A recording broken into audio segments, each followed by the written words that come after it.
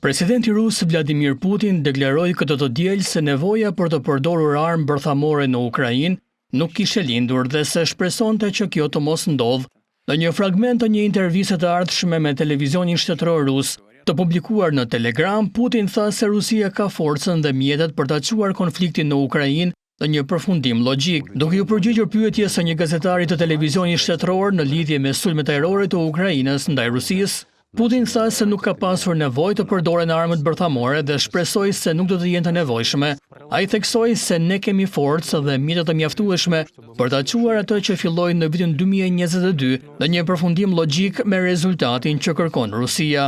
Putin shpreu gatishmërinë e tij për të negociuar një zgjidhje paqeje pasi presidenti i Shteteve të Bashkuara Donald Trump ka deklaruar se dëshiron të japë fund konfliktit me mjete diplomatike.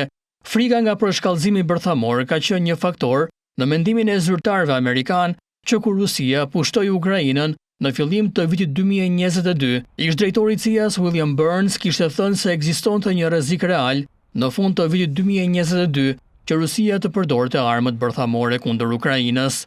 Në një tjetër zhvillim nga Rusia, Kremlini njoftoi se presidenti kinez Xi Jinping do të vizitojë Moskën nga data 7 deri më 10 maj. Sipas Kremlinit, presidenti Xi Jinping do të diskutojë me presidentin rus Putin zhvillimin e partneritetit strategjik mes dy vendeve, si dhe do të nënshkruajë një sër dokumentash.